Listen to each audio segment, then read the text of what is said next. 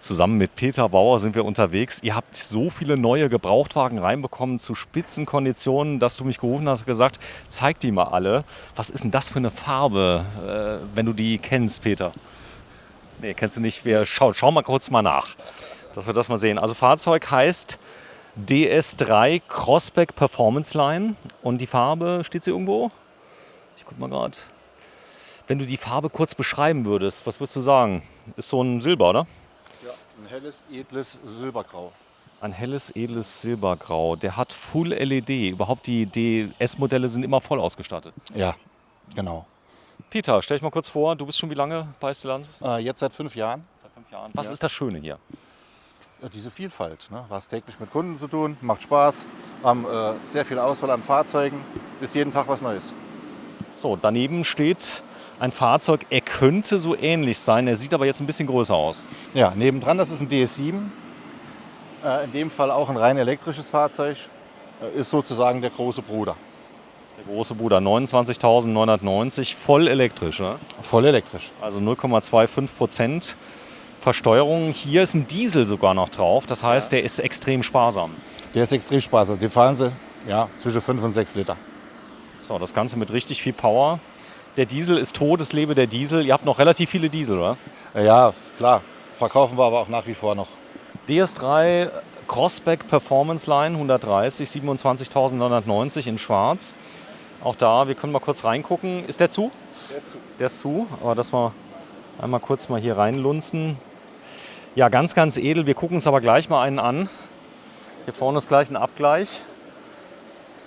Jetzt hat man das Glück, die Kollegen waren alle da. Schwarze, rote DS. Klär mich mal auf. Was ist DS? Es wird wahrscheinlich den einen oder anderen geben, der die Marke noch nicht kennt. Ja, DS ist unsere Edelmarke sozusagen, der sportliche Citroën, wenn man so will. Der sportliche Citroën. Da drüben in Frankreich ist das so, wird das ungefähr gleich gehandelt mit BMW? Kann man schon sagen, oder? Ja, schon so ein bisschen. So, hier sieht man DS7 Crossback Business Line. Was heißt das Business Line? Das ist die Ausstattungslinie. Ne? Das ist eine relativ niedrige Ausstattungslinie vom Fahrzeug. Ach so, dass die UPE entsprechend runterkommt. Genau. 1%-Regelung ist ja ganz, ganz wichtig. Ja. Und hier sind wir bei 31.990. Die Mehrwertsteuer ist auch hier ausweisbar. Auch hier ausweisbar, ja. So, DS Crossback Performance Line. Bisschen sportlicher. Ja. Und die Kleinwagen, die laufen mir die extrem gut, oder? Ja, die kleinen verkaufen wir ganz gut, das stimmt. So, und Citroën C4 Cactus, Shinepack, PureTech 110, 17.290. Die Mehrwertsteuer ist ausweisbar. Wo kommt der her, der hier? Das müsste ich jetzt tatsächlich prüfen. Es könnte sein, dass es auch eine Inzahlungnahme von einem Kunden ist und dann ist die Mehrwertsteuer nicht mehr ausweisbar. Das muss man individuell betrachten. So, dann hier vorne ein 5008. Auch hier 33.390. Der 5008 ein richtiger Gamechanger bei Peugeot gewesen. Ne? Ja, das stimmt, das stimmt. Es fing alles an mit dem 3008, eine ganz neue Serie, die rauskam, SUVs. Mittlerweile in der x-ten Generation, ich glaube Nummer 3 draus, was das Facelift angeht. Oder? Ja, richtig. So, 33.390. Wie BMW. Schöner. So, ich guck's mal gerade. Hier vorne steht ein BMW an 520d Touring Luxury Line, 23.990. Gucken, was der gelaufen hat. Aus 2017, 146.669. Auch ein schönes Fahrzeug, oder? Ja, klar, absolut. Das war jetzt eine klassische Inzahlungnahme von einem Kunden, der sich schon bei uns für einen Peugeot entschieden hat. So, das heißt also, den könnte ich jetzt kriegen, bekomme den auch mit Gewährleistung von euch. Ja, Gewährleistung so oder so und in dem Fall noch ein Jahr Garantie. So, jetzt zeige ich mal. Da bin ich jetzt ein bisschen raus. Was ist das für ein Auto? Das ist der C5 Aircross von Citroën.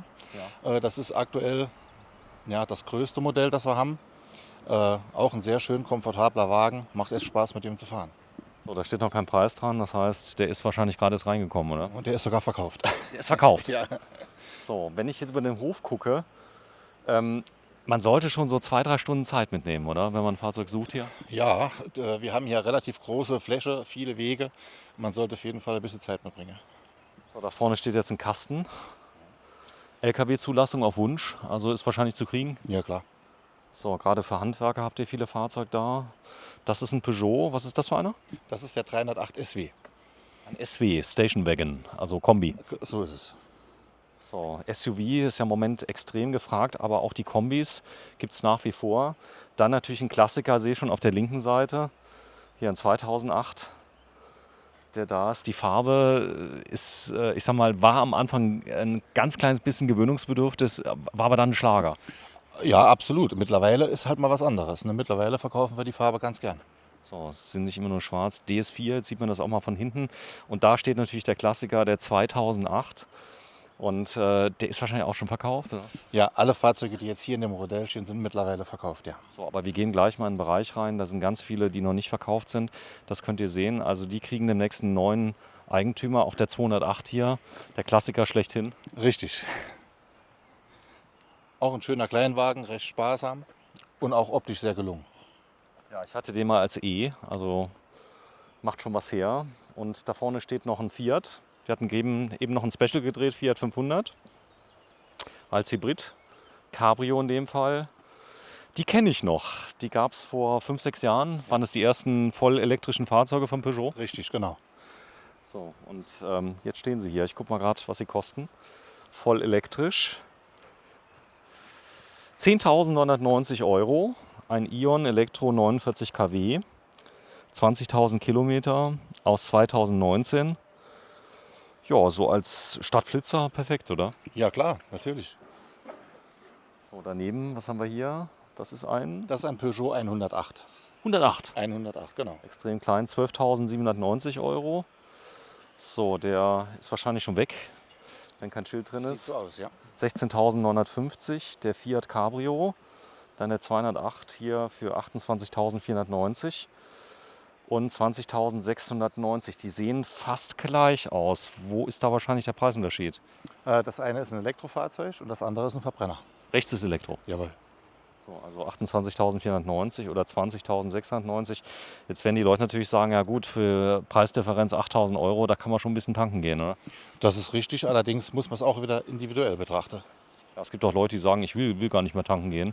Ja. So, 208, 21.000. Opel gehört jetzt neu zur Stellantis-Gruppe. Ja. 21.490. Ein Corsa GS-Line, 40 Jahre Edition. Ich guck mal gerade. Der ist aus dem neuen 2022, also fast neu. Und hat gelaufen 100 Kilometer. Ja.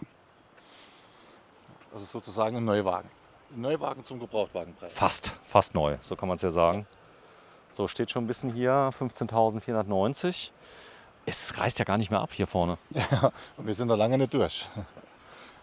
So, wir haben ein bisschen Zeit. Du hast Zeit mitgebracht. Hier vorne steht ein Volkswagen, 23.990. Ein Passat-Variant. So, ich muss immer schauen, was drauf ist. Es gibt ja mittlerweile so viele verschiedene Autos. Ja. Also das heißt, wenn ich einen Preisbereich anpeile, so um die 10.000 Euro, da gehe ich hier mit dem Auto vom Hof. Bei euch. Ja, im Normalfall schon, ja. So, das ist vielleicht ganz wichtig zu wissen.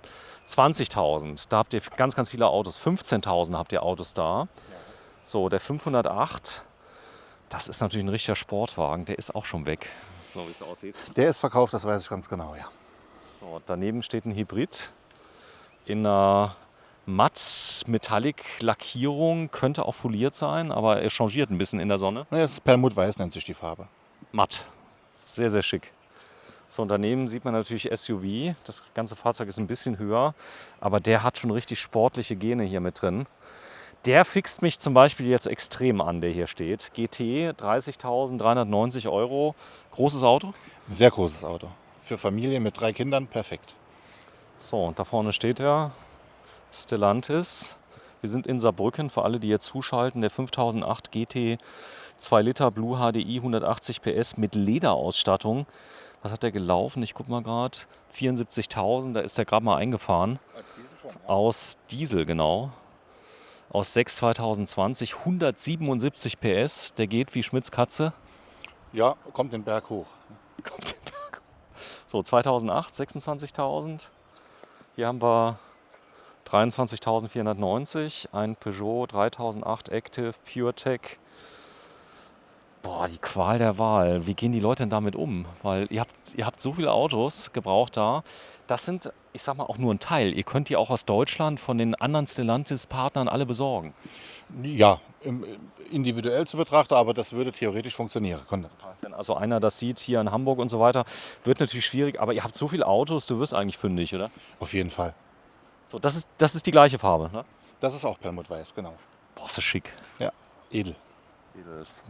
Ist 35.390. So, dann gucken wir mal hier rüber. Hier vorne stehen noch jede Menge. Hier noch ein Volkswagen. Ich muss mal gucken, weil da ist eine Ziffer da nicht zu sehen. Da stand eben noch 6.990. Wenn man dann etwas weiter nach rechts geht, kommt die 2. Leider. Ja, aber auch der ist schon verkauft, da liegt ein Zettel vom Kollegen. So, da ist er.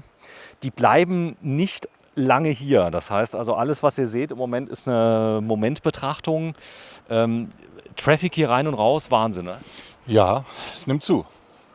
31.490, ein Opel Insignia. Das könnte der letzte, ich sag mal, aus der Serie gewesen sein, Opel selber. Ich glaube, die hatten so eine Insignia-Serie, wo noch zu 100% Opel dahinter stand. Dann kam ja PSA und jetzt Stellantis dazu. Opel, das wissen viele gar nicht, dass die zur Stellantis gehört. Ich denke, viele wissen es schon, aber viele noch nicht, oder? Ja, das ist richtig. Ich denke, das braucht auch noch seine Zeit. Ne? Aber seit, ich glaube, 1. März letzten Jahres gehören sie zu uns. Ja, das Ganze sieht man mit dabei. Also auch bei der Niederlassung hier habt ihr ein ganz großes Schild, was dran ist. 31.490, 170 PS. Insignia GS Ultimate. So, was hat der gelaufen? 14.000 Kilometer. Ja. Wow.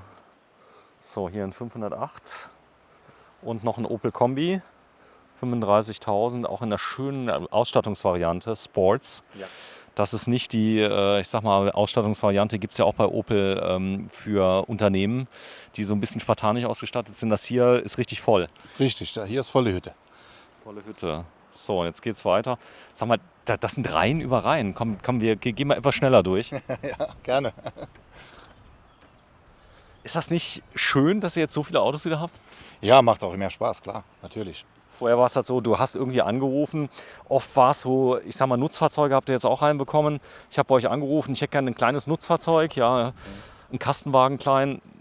Ja, da gab es als Antwort noch vor einem Jahr, gibt nichts. Ja, ist richtig. Also vor einem Jahr waren sie wirklich so Rabi noch nie. Mittlerweile relativiert sich's. 36.000, 30.990. Gut, ihr könnt ja auch keine Mondpreise machen. Das heißt also, Angebot und Nachfrage im Markt ist ganz transparent. Ihr kriegt direkt ein Feedback. Leute kommen aus ganz Europa zu euch und kaufen die Autos hier in Saarbrücken. Ja, ist richtig. Ich hatte Lettland, Italien, Türkei, ich habe schon alles gehabt. Das hört gar nicht mehr auf. Nee, wir sind ungefähr bei der Hälfte. So, und das ist nur so ein Tageszustand. Ganz viele 3008er. Krass. 25.000, 27.000. Das ist ja auch was ganz Besonderes. Was ist denn das für einer? Das ist der Grand C4 Space Tourer. Ist so ein typisches Familienauto. Sehr geräumig. Außergewöhnlich, was Form angeht. Und ein Platzwunder halt. Ne?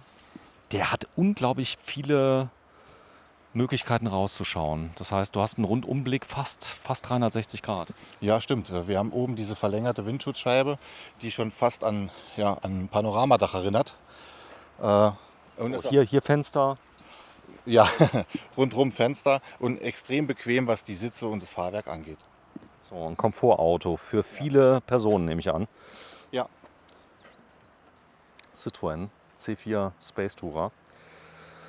Ich gucke mal gerade, was der gelaufen hat. Die Form ist ein bisschen ungewöhnlich, weil er erinnert mich so ein bisschen an den, ich komme jetzt nicht drauf, so 04 2022, 14.851 Euro, ist Kilometer, Barpreis 27.990. Das sieht aus wie voll elektrisch. Das ist ein Opel Mokka. Voll elektrisch müsste ich gerade linsen. So 23.490. Nee, ist ein Benziner. Ist ein Benziner. So, trotzdem 03 2022. Ich habe selbst auch jetzt gedacht, das wäre jetzt ein elektrischer, weil hier vorne der Kühlergrill zu ist. Aber der zieht sich wahrscheinlich die Luft von unten, oder? Vermutlich. bin ich ehrlich, bin ich nicht zum Thema. So, ich gucke mal gerade, 21.490, ein 3008 Allure. Allure, was ist das für eine Ausstattung? Ist unter der GT-Line und GT die höchstmögliche Ausstattungslinie. Boah, das reicht nicht mehr ab. Also, hier vorne, da vorne steht ein Toyota, oder? Warte, ich guck mal gerade. Ein Citroën. Ist krass, wie viele Autos ich noch nachholen muss, ja, die es neu gibt. Ja, das ist der Citroën C4, in dem Fall als Elektrofahrzeug. Auch ein sehr, sehr komfortables Fahrzeug. Macht auch Spaß, mit dem zu cruisen. Probefahren, geht das bei euch? Ja klar, jederzeit. Jederzeit. Am besten kurz vorher natürlich sich melden, wenn ich von weiter weg komme, dass jemand da ist, der ein bisschen Zeit hat. Ja, vor allen Dingen, ob das Auto dann auch noch verfügbar ist. Aber ansonsten kann man auch gerne mal spontan ohne Termin reinkommen. Wir machen es immer möglich. Ist der Platz immer auf? Der Platz ist immer zugänglich, auch am Wochenende. Am Wochenende. Wenn ich jetzt ein Auto gesehen habe, gibt es hier irgendeinen Code, den ich da sehe, dass ich sagen kann, was für ein Auto es ist? Ja, gerne. Also hier oben links finden wir jetzt in dem Fall die 97. Wenn dann der Kunde zu uns kommt und sagt, mich interessiert die Nummer 97, dann können wir auch gleich den passenden Schlüssel holen, um dann die Probefahrt zu ermöglichen. So, vorne ist die Nummer 24. C4 Feelback PureTech. SUV Feeling. Aircross. So, jetzt müsste ich auch wieder raten, was ist das hier? Ein C5. Das ist ein C5 Aircross, rechts nebendran der etwas kleinere C3 Aircross. Citroën.